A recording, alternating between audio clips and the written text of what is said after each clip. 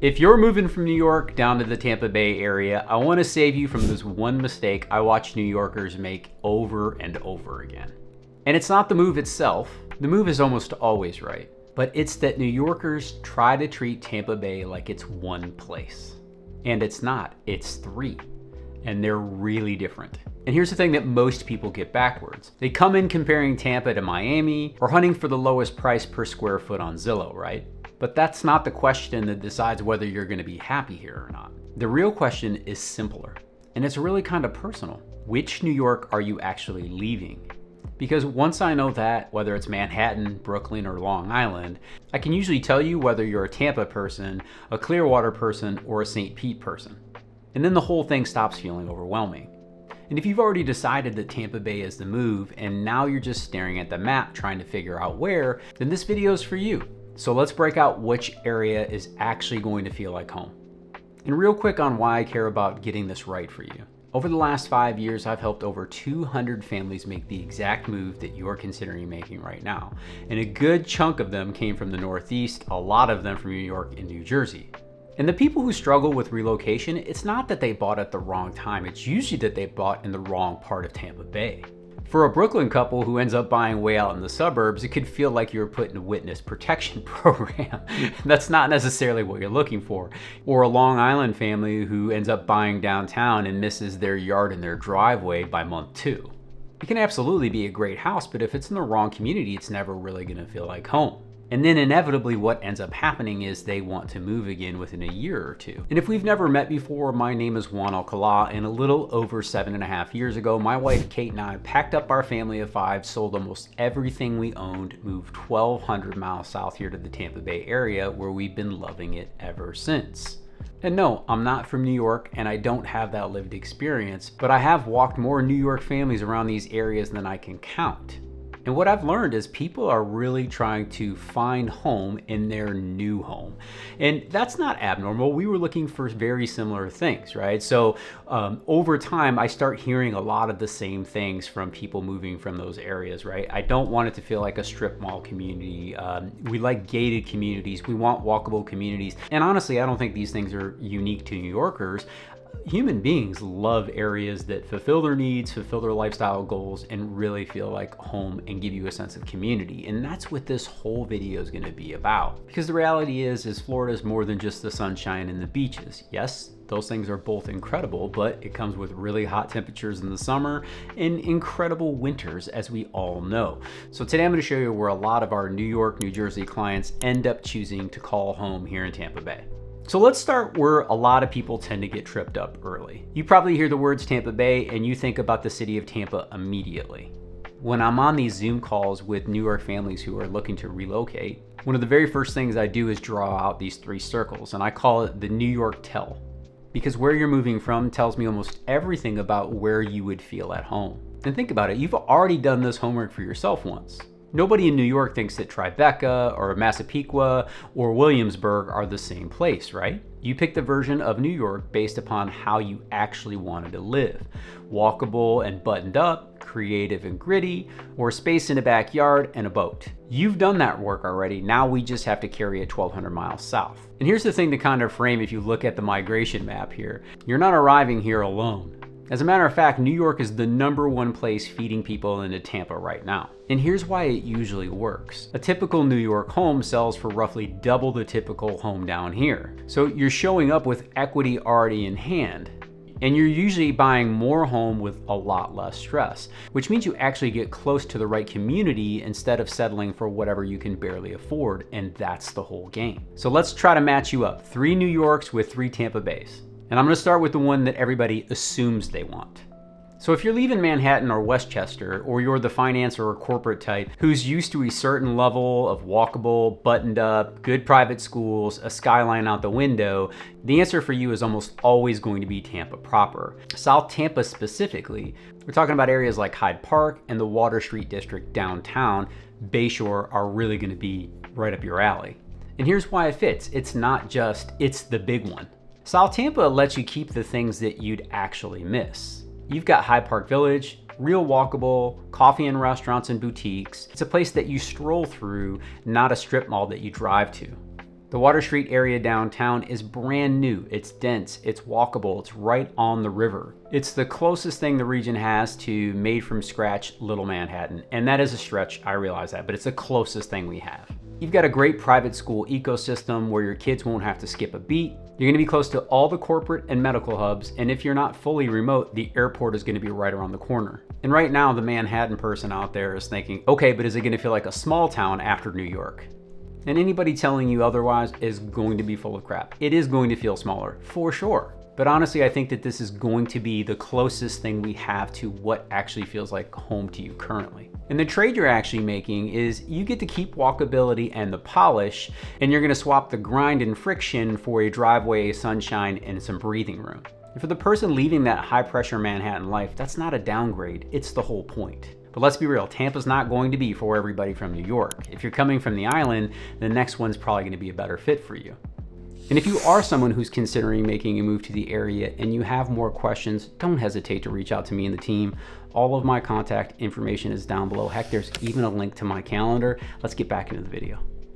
You know, right now we're moving 3 families from Long Island. We've had people reach out from Nassau, Suffolk, and Staten Island. And if you're, I want my own space, my yard, maybe a boat, and don't want to hear my neighbor type, downtown anything is really gonna make your skin crawl. Your answer is probably gonna be the coast, Clearwater, and the beach towns around it. Dunedin, Safety Harbor, Bel Air, Palm Harbor. These are areas our clients love. And this is the closest thing to the North Shore or South Shore life. You get bigger lots, actual elbow room, water access, quieter streets, and towns with real Main Street feel instead of high-rise density. And Dunedin especially, walkable little downtown, marina, and a whole lot of people who moved here from exactly where you're moving from. Now, because you're someone who's thinking coastal, this is where I have to put on my, hey, let's get into the real talk hat. Because I know you did your homework and you're going to ask anyways. Insurance and floods. And here's the real version. And trust me, I've got a story to share on this. And it's not the scary version and not a huge sugar-coated one either. Yes, coastal insurance premiums run higher. I'm not gonna say otherwise because it's true. But when you run the entire equation, not just part of the math, no state income tax, no estate tax, property taxes often lower than they are on the island, and for a lot of New York families, the income savings alone more than covers the insurance difference if there is one.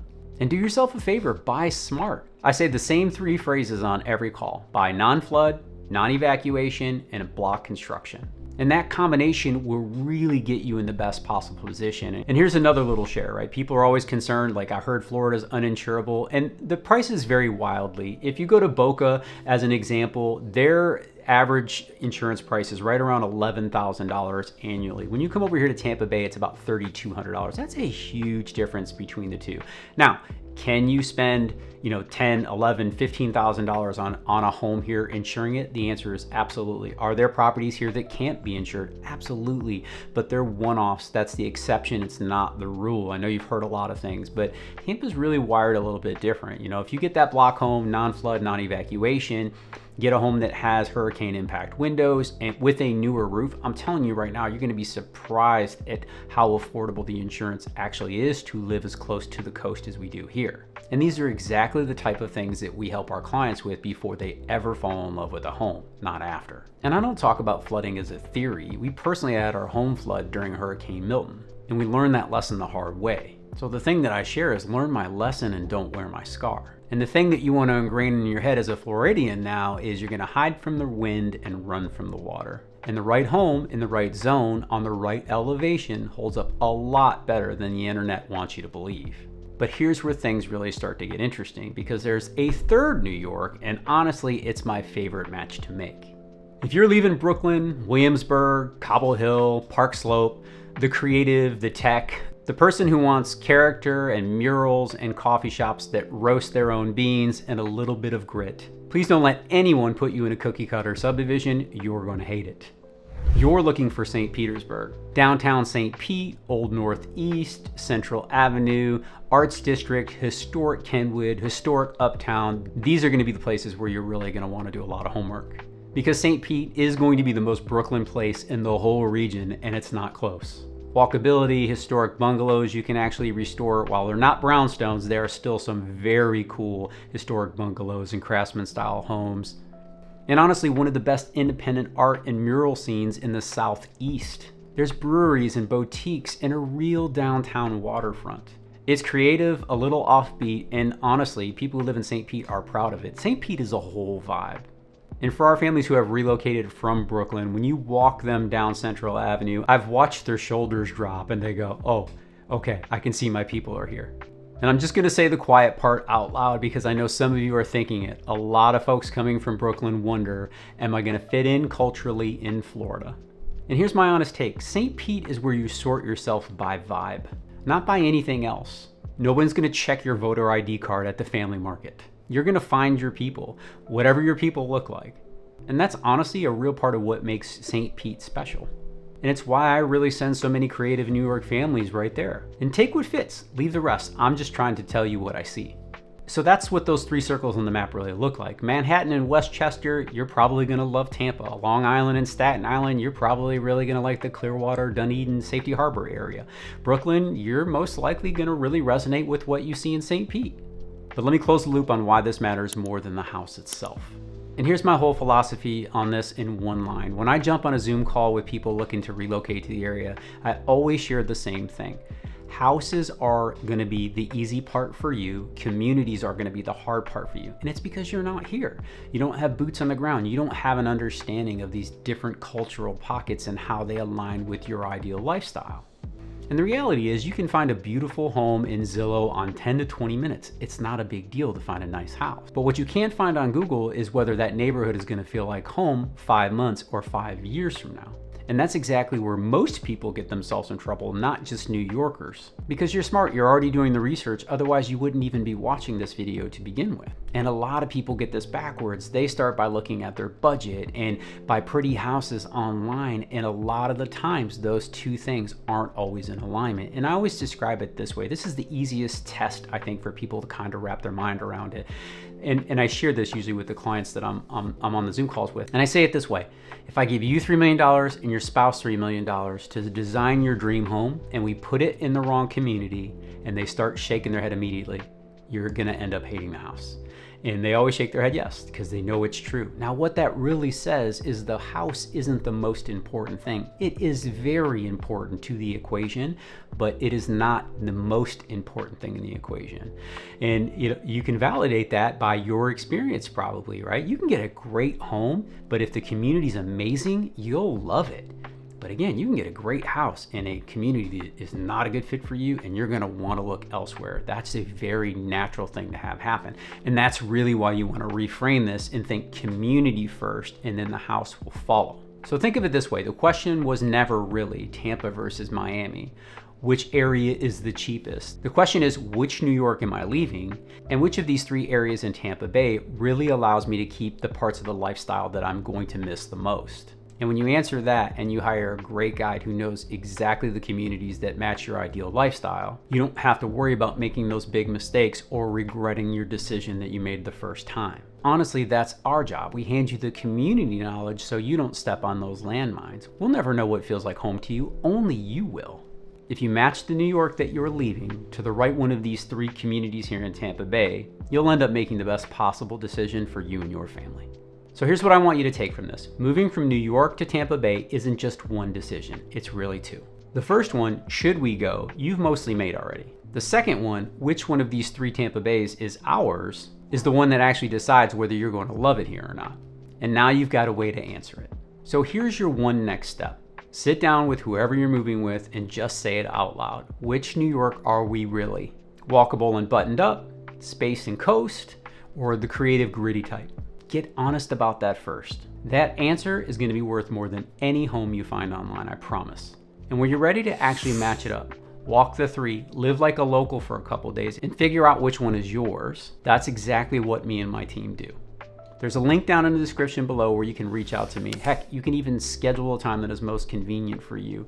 I'll jump on Zoom, we'll open up Google Maps, and we will point you to the neighborhoods that you are describing to us. That way you can come live like a local and really make the best decision for you and your family.